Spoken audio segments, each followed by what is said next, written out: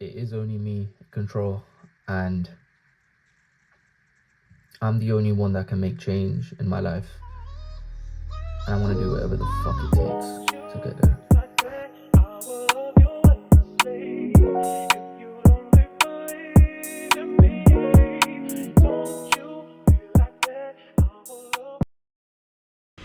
Yes, guys, I'm going to be breaking down how I went from being skinny, insecure, you name it, to literally building my dream physique.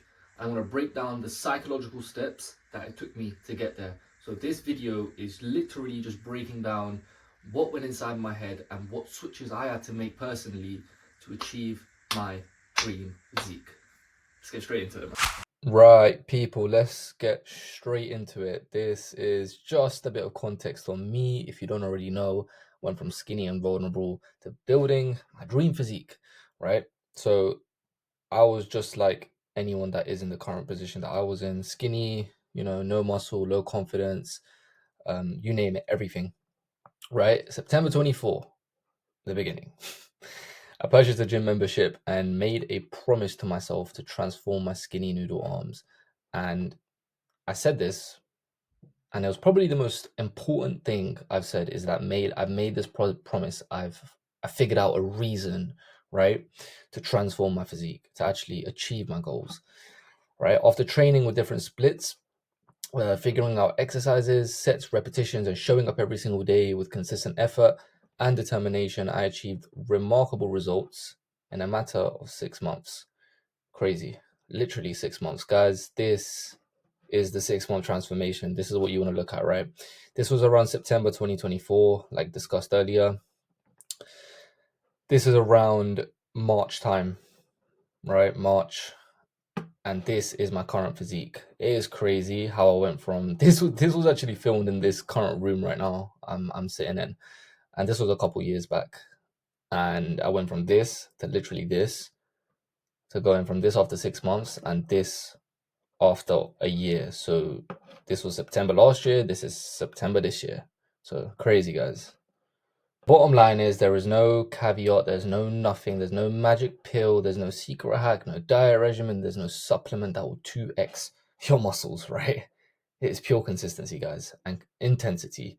At the very start, you guys want to focus on these two things because these are the driving factors, in my opinion, that took my physique and sustained my performance, and I progressed the most when I focus on these two components, and you'll never look back. Guys, you don't need to blame your genetics, right? It's not the best genetics that you need. It's not the best bicep peak. It's none of that. You need to make a decision. This is the only way you'll sustain, and this is the only way you'll make progress with your physique and prevent what you like to call a plateau.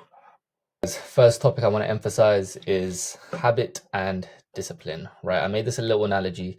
I'm gonna jump straight into it. Habit and discipline are pretty much like siblings, right? And most men don't understand their relationship, right?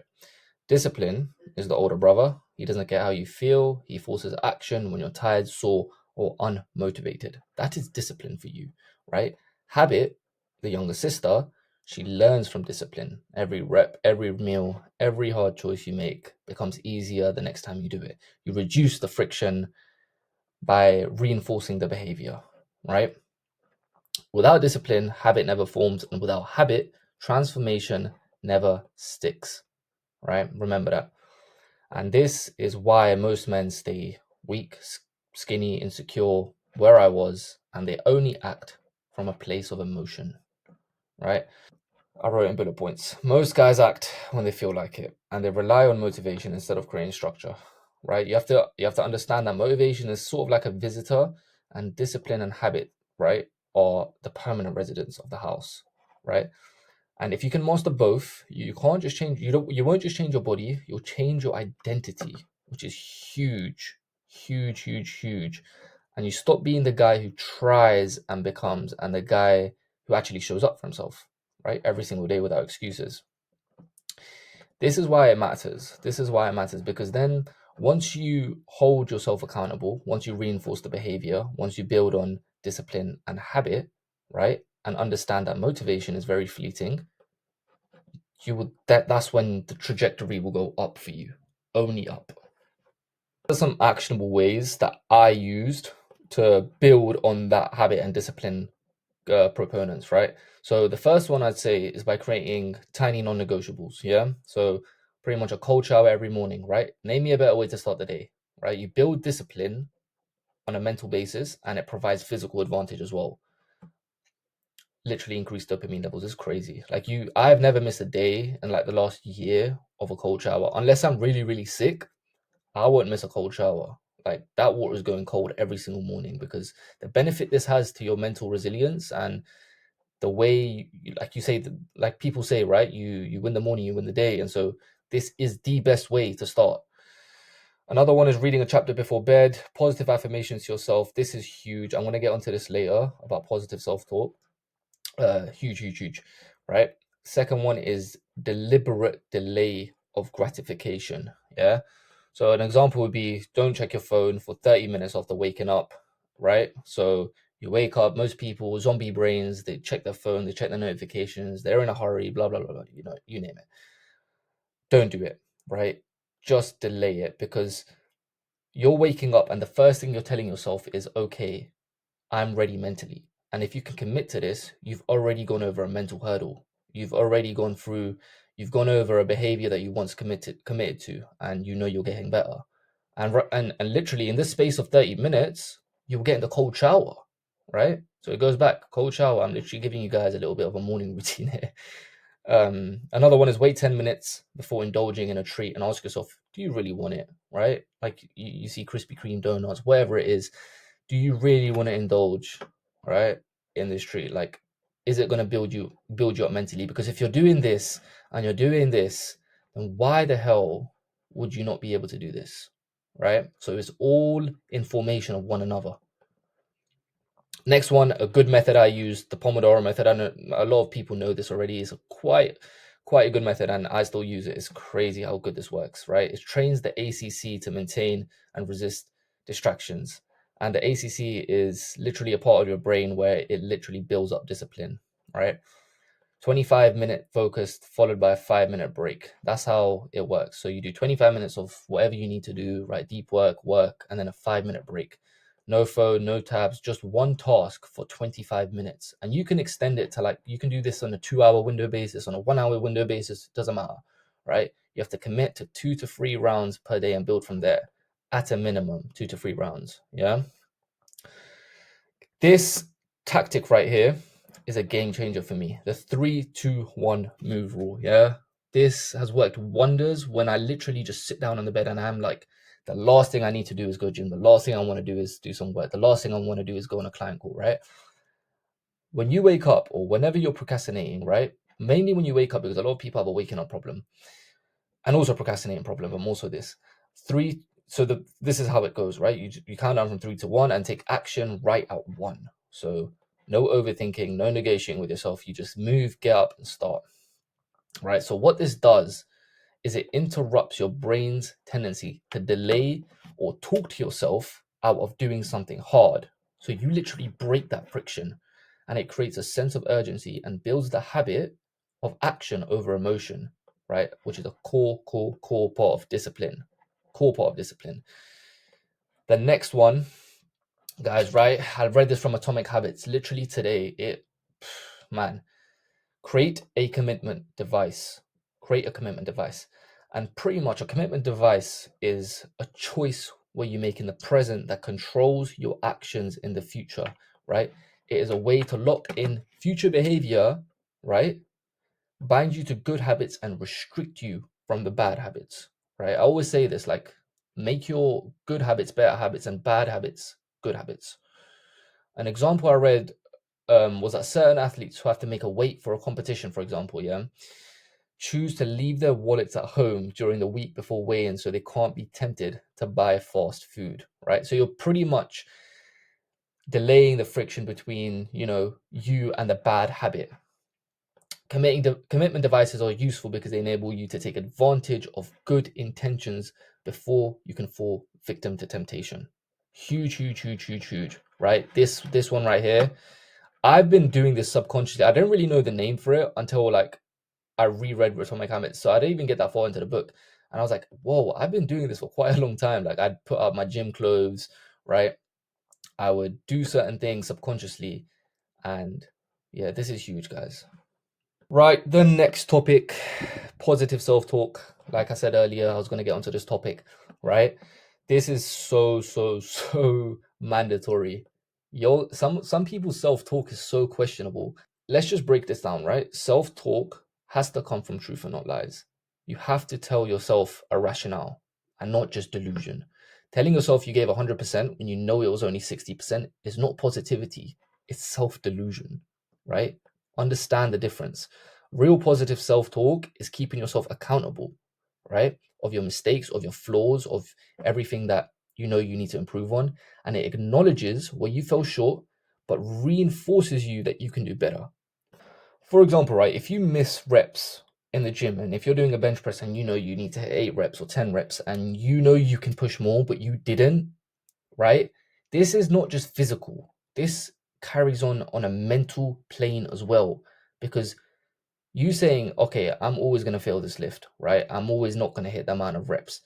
This carries on to your mental. So the next time, right, you approach the bar, approach the bench press, it has an influence on how you approach it, whether or not you're going to hit it. That is the key difference. Always fail this lift, for example, it will damage your confidence more than the failed attempt itself.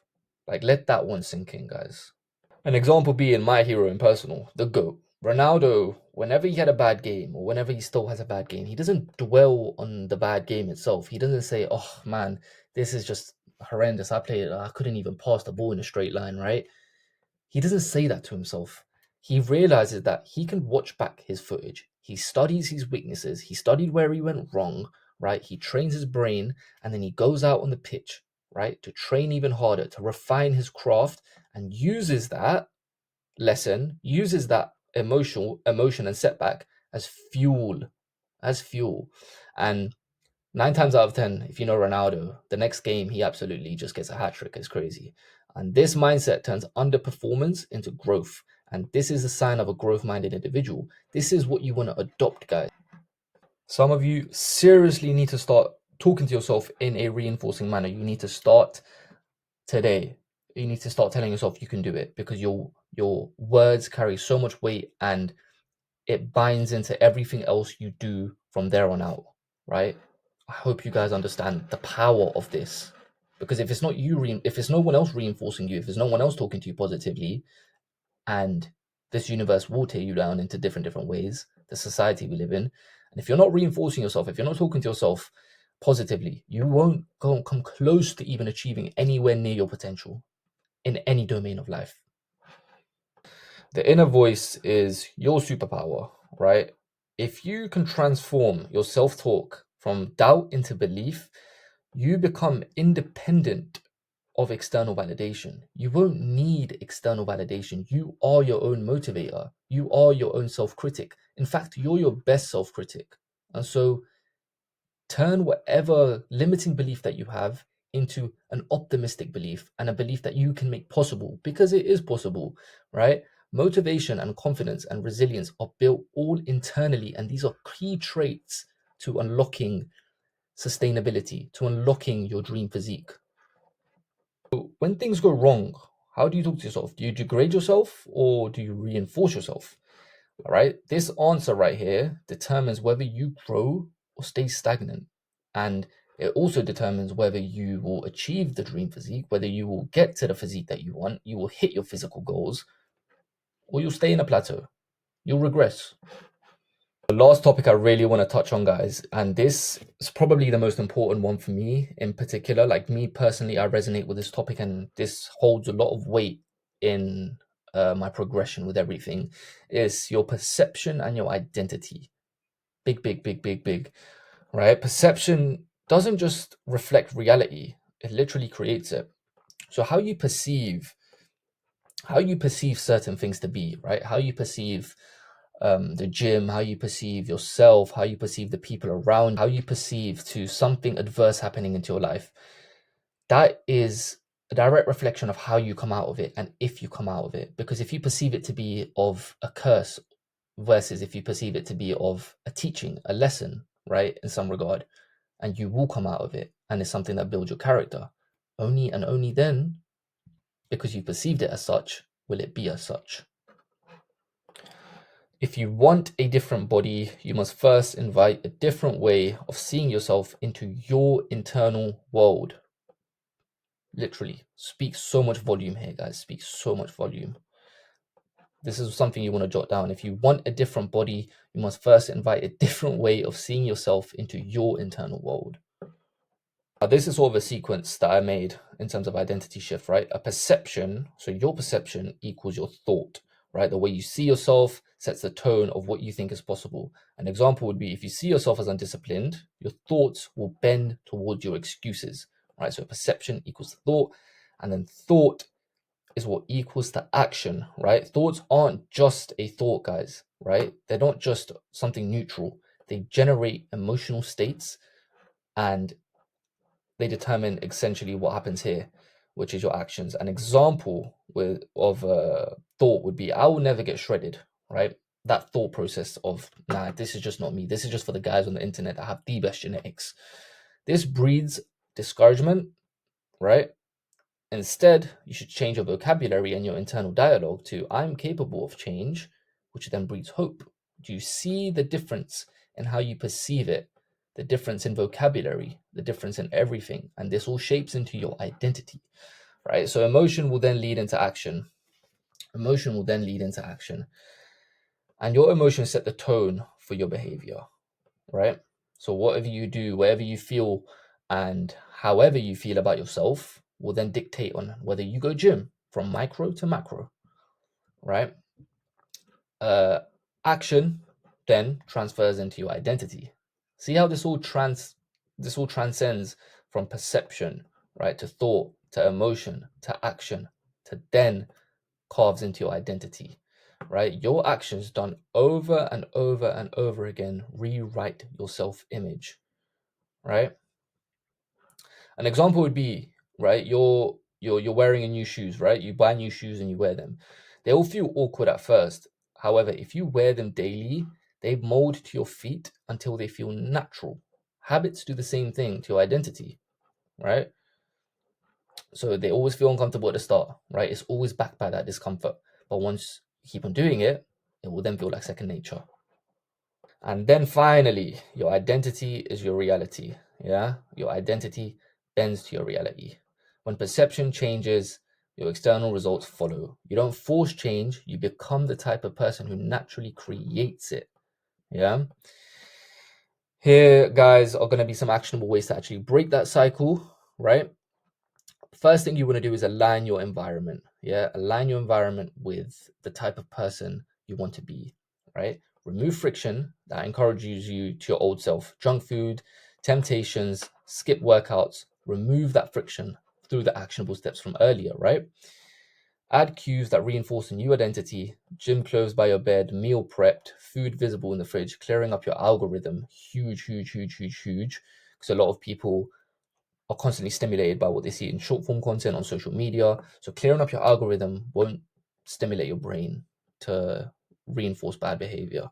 Your environment should signal who you're becoming and not who you used to be, right? If your current environment right now, if your current habits are working against you and they're literally telling you, right, this is going to be like this forever, right? This is who I was. If they're not feeling uncomfortable, if they're not feeling of resistance, if there's no feeling of resistance in what you're doing, then you're going to stagnate and you're not going to become the type of person that you want to become. First piece of actionable step. Oh my God, I still do this to this day and I'll continue to do this for the rest of my damn life if it needs to be, right? Visualization and embodying your future self. But visualization, right? Spend 2 to 5 minutes imagining your best self. That version 2.0 of you, imagine it. How you move, how you eat, how you train, how you feel, what you do, what habits are you embodying, right? Your schedule, your lifestyle, everything, your physique. Imagine all of it, right? And use this as a mental rehearsal because your brain begins to accept this version as achievable, right? There is deep, deep science to this, guys. Act as if you're already that person. Even if small doubt exists, action precedes belief. The moment you start to put your foot on the gas, you won't need to worry about what was left behind, who was left behind. All of the beliefs, the limiting beliefs that you have, the barriers, the mental barriers, they will disappear the minute you put one foot in front of the other. This is the most important step. You can't simply visualize and then proceed to not even act, right? You're deluding yourself. It's just mental masturbation at that point. You're just, oh, I'm going to become this type of person. Oh, yeah, I'm going to visualize it. I'm going to open up my brain circuits and blah, blah, blah, blah, blah, blah, blah. And I'm going to manifest this into my life. No, it doesn't work like that. You have to become the type of person. You have to do and instill the habits of the person, of the version 2.0 of you. And sooner or later, because you're on a mental plane and a spiritual plane where you've already reached your best self, you've already reached that person you envision on a mental and spiritual plane, your physical is just yet to catch up, and it's only a matter of time. Right, this is a study, guys, just to make you guys believe how powerful this is that visualization, also known as mental rehearsal, right, activates the same neural pathways in your brain as actual physical practice. You know how crazy that is? Research indicates that vividly imagining yourself performing a task engages the motor cortex and other regions responsible for movement, effectively training both mind and body. But the main thing you want to focus on here, guys, is that your brain will take this as physical practice. So anything on a mental plane, right, creates the illusion, shall I say, that this is possible. But until it's no longer an illusion, until you actually start instilling the habits, until you actually start acting on the type of person that you want to be, these 3 shifts, and you can start embodying all of these actionable steps, positive self-talk, right? The identity and the perception shifts, creating the little micro habits on understanding the power of these two components. There's a reason I put these two together, because they work coincide with one another. And the only way you do this, right, guys, is through action. To embody and instill all of these steps and take it step by step and start small. Start small. It doesn't have to be so urgent, right? Start small and just win in the weeds. And I promise you, if you follow these steps every single day and for an extended period of time, never look back. Whoa, yes, people, hope you really learned from that, man. This was my first video. Literally just more to come, more value, more game for you guys, and I want you guys to like and subscribe. And honestly, the thing I want to touch upon, guys, is that really just understand your reasonings, understand how bad you really want it and how bad versus how bad you say you want it, because the difference between you and I, or the difference between the person that you put on a pedestal and idolize, there is no difference. The difference is just a level of determination that is above ordinary. And if you can instill that, you won't ever look back, and you achieve the physical change and the mental change that you want, guys. I really hope you guys learned something, and yeah, stay tuned for the next one. Peace.